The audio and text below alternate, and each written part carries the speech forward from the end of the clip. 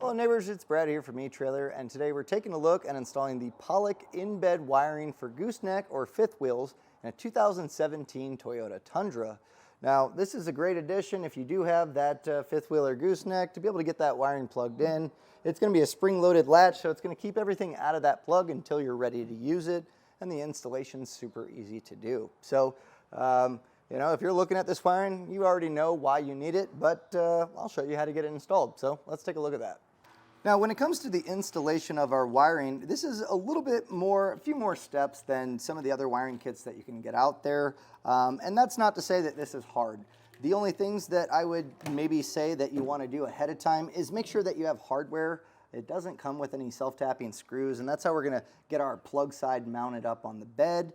And also, these ends are loose. Normally you can get these plugs with the end on them. Now it does come with the end, but you have to input them and there's no instructions with it. So if you're obviously on our website looking at it or the video, I'll show you where they all go, but there's also a nice reference chart on the product page that you can use to get this plugged in.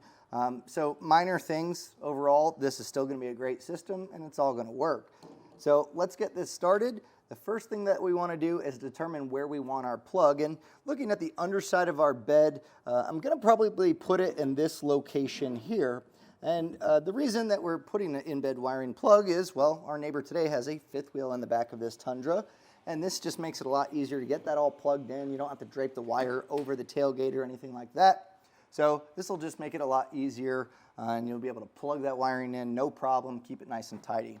So obviously we have to make a hole for that plug to go. So using a hole saw, I have a 2 3/8. You can go a little bit smaller if you want. Sometimes I like to go with a slightly larger one. It allows you to pass these plugs from the top rather than fish wire it up, but let's see what happens.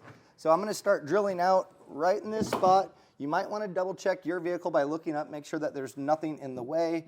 But from what I've seen, this is gonna be a good location. So if you want to, before drilling, you can kind of mock the plug up and figure out exactly where you want it. But I think right about here is going to be our ticket.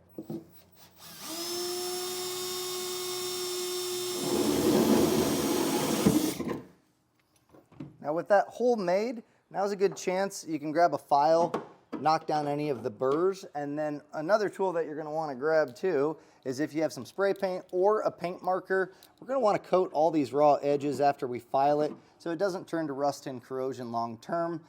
If you have some black spray paint or even a clear coat, just kind of hit these inside edges and the plug will cover that up. So I'll go ahead, I'll get this filed out. I'm going to vacuum all this and get some paint on here.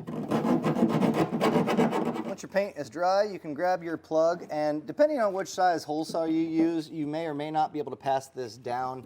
You can see it gets a little bit tight here. Just be careful, obviously it's sharp edges, but it's nice that there's wire loom on here to protect it. I'm able to pass mine down. If not, you could always just pass something down, tape up these wires and pull them up. It's really up to you, but we'll feed this down.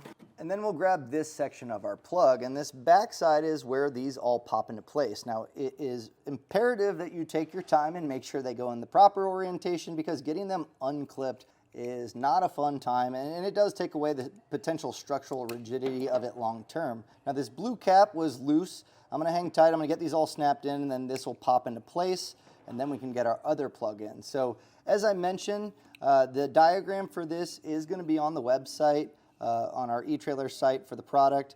The first one I know is this white one because it's that large hole, and you should just be able to slide this in. Sometimes those rubber grommets will catch a little bit, but you should hear a snap, and once you press it in place, it's probably not going to come out. So that's why it's really important to get all these colors in the proper location. And something that I noticed, you'll see that this is a white wire. This is yellow. It's not, it's more of a cream color, but just keep in mind that when they say yellow, it's going to be this wire.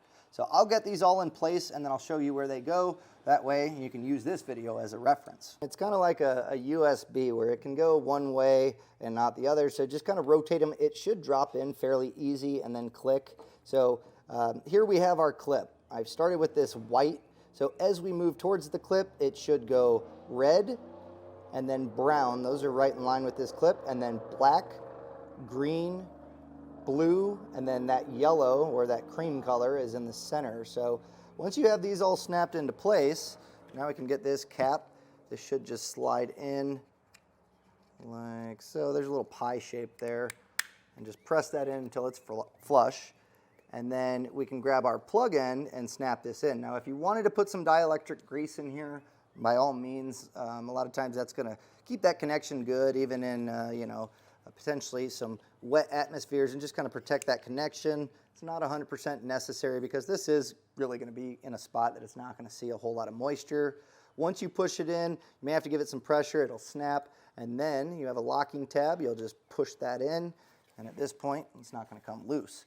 So we'll just slide the rest of this down, and then line this up to where we have metal on all the edges, and I'm going to grab a punch or even just a little marker to mark these, and then I'll drill them out. And I'm going to grab, if you don't drill them out, you can use just a self-tapping screw, so I may just end up doing that. So I'll grab my hardware and get this mounted up.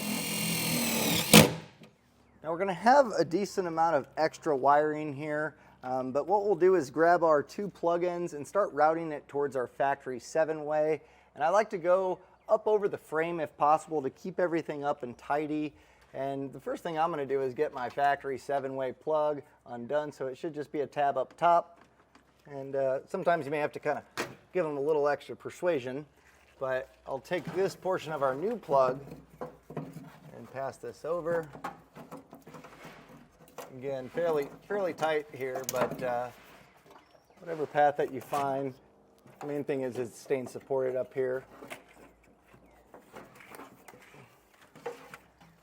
And then you'll find that one side's going to plug into our factory side, and then the other one's really just going to be teeing into that factory 7-way plug on the other end. So we're just creating a T connection, so that way we have 7-pole that's going to work on the back of the truck still, and we're just taking those signals and putting them in the bed. So we'll push that in. Again, push that locking tab in, and then we'll get this section snapped together. And then the rest of the wiring, I'm just going to kind of coil up and zip tie so it's not going to fall down.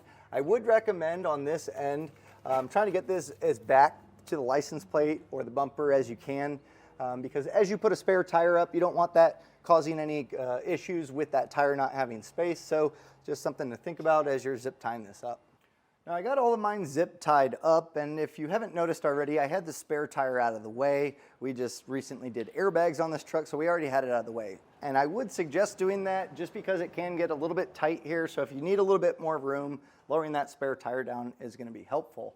But once it's all zip tied up, you've officially accomplished your in-bed wiring install, but you want to test to make sure that it's going to work. So if you have your trailer handy, you're going to want to check the 7-pole side from the factory as well as our new one that's in our bed to make sure that all the light functions are working. Now, when plugging in your trailer and testing to make sure that everything works, you might want to have an extra set of hands to check the light functions. We have a tester in ours that's going to simulate lights on a trailer. So when running through, check your running lights, left turn signal, right turn signal, your brakes, and then also it might be worthwhile to check your brake controller. Once you confirm that your light functions are working properly, you can hook up your trailer, plug in your wiring, and hit the road. So overall, this installation is a fantastic complement to having a fifth-wheeler gooseneck, because chances are you're going to be plugging that in, and you're going to want to plug that into the bed. It makes it a lot easier, and just really a nice, easy installation to do yourself to be able to get that done. Now, once you get it installed, send us a picture of your setup. Are you towing a fifth wheel with your Tundra? Are you towing a gooseneck? Or why would you be using in-bed wiring? Take some pictures and share it with us. We'd love to share that with other neighbors, and it helps us understand why and how neighbors are using our products out in the wild. But with that being said, hopefully this helped you get your Pollak in-bed wiring installed on your 2017 Toyota Tundra.